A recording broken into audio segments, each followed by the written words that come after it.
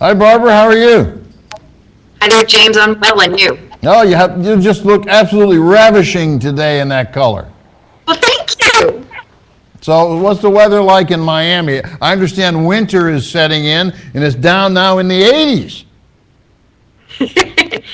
Well, the humidity is not as bad lately. The air is drier, which makes it much more comfortable. Ah, okay. All right. Well, listen, tell us about these bears, because you sent us a whole bunch of stuff on bears. There's some beautiful bears in here. Well, I received a deluge of reports from Hunting Report subscribers on spring black bear and brown bear hunts in Alaska this year.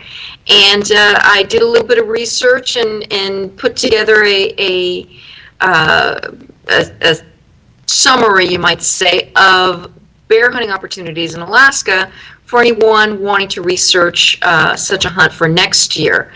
And I can tell you, Alaska is an interesting destination because it is so huge.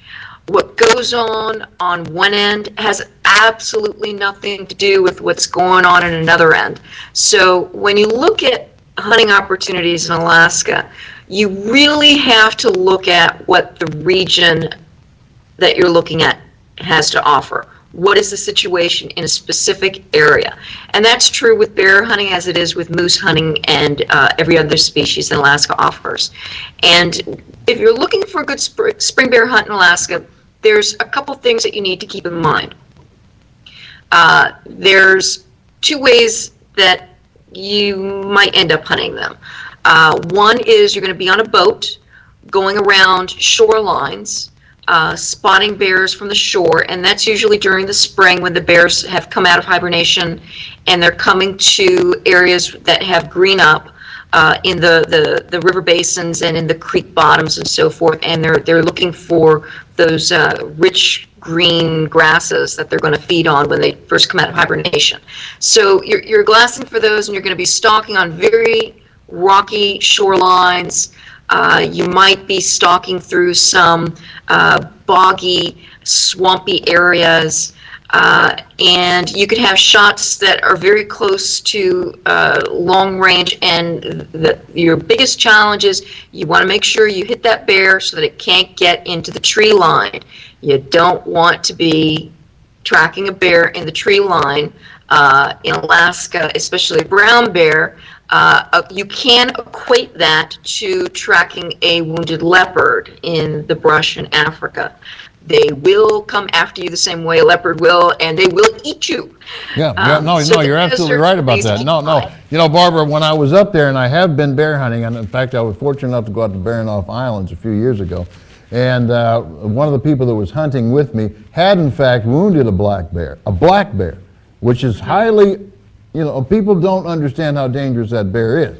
And as soon as 5 feet away from where he shot, it's like he's gone. Boom, it just disappears. And we were fortunate enough to find him at about 15 feet away, but it took us, maybe 30 minutes to kind of figure out where he was. You're absolutely right. When they step away, the last thing you want to do is go in there and track a wounded bear. In fact, most of the PHs that I know in Africa, and you as well, Barbara, one of their greatest adventures is actually going bear hunting in Alaska. Well, it is dangerous game, and people don't give black bears the respect that they're due, I think.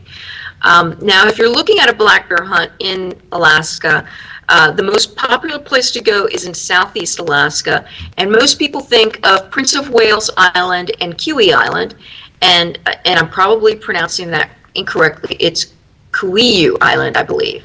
And you should know that come November, there may be some changes in the regulations on hunting in both those islands. There is some concern about a decline in the populations on those two islands. So if you're thinking about hunting there, wait until after November when the Alaska Fish and Game comes out with their new recommendations on what they're going to do there. That said, every year Prince of Wales Island produces Boone and Crockett bears, and you're looking at an average of 450 bears a year come from there. In 2008, however, that harvest came down to 300, and it keeps coming down a little bit, so they're a little concerned there. The other island is this Kauai Island in Unit 3 that also produces some beautiful bears. The average bear there has a skull size of 18.5 inches, and the good news for non-residents is 80% of the bears taken there are taken by non-residents with guides. Same thing on Prince of Wales Island. As a matter of fact, from the numbers I looked at across the board, non-residents have the highest percentage of success with a hunting with the guide than non-residents do. So keep that in mind when you're thinking about a bear hunt. Yeah. As a matter of fact, Barbara, that's probably also the best place. And I'll go to your report because you may have more information on this. But if you're looking for a chocolate bear, some of those lighter colored bears are actually more prevalent in that area. Yes.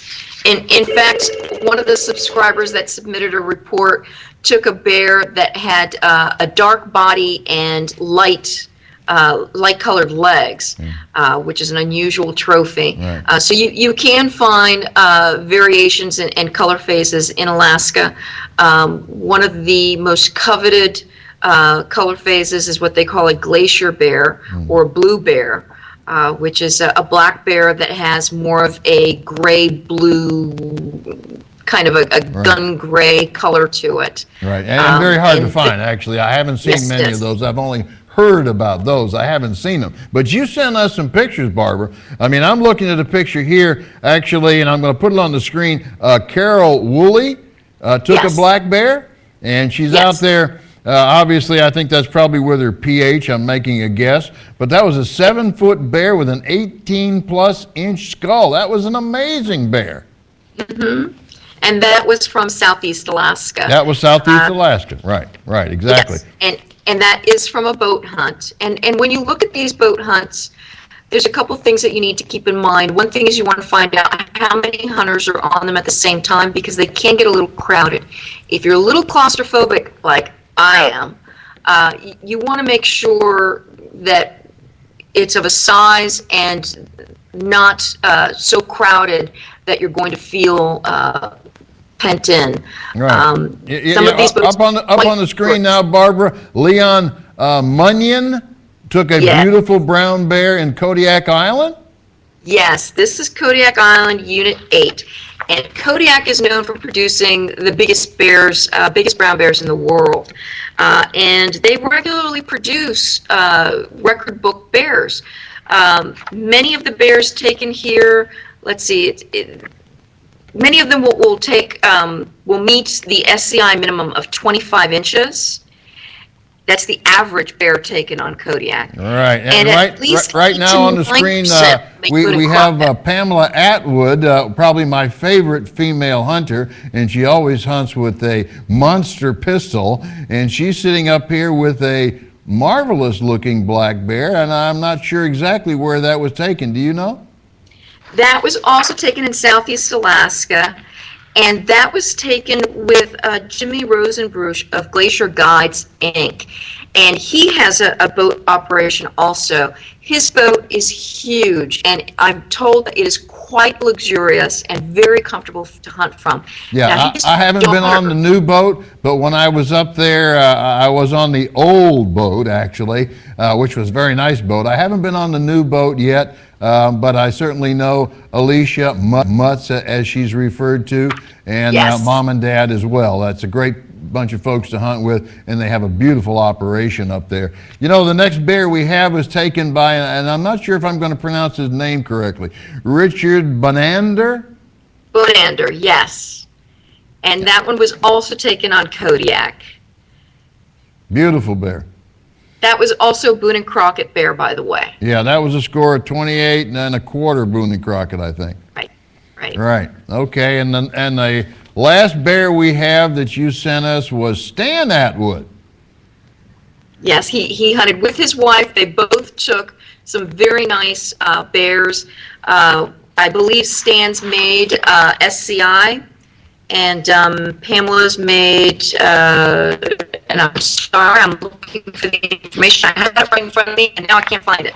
But one of those bears did make Boone and Crockett, and the other one was an SCI bear. Yeah, and so, you know, Alaska's the place to go. I mean, there's no doubt about it. Bear hunting up there is very exciting. Just being in Alaska, because you have been there, I have been there. I love Alaska. It brings out that very, I don't know what it is in man, but it's very primeval, I guess he would say. And how'd you feel? I mean, just being up there is a wonderful experience.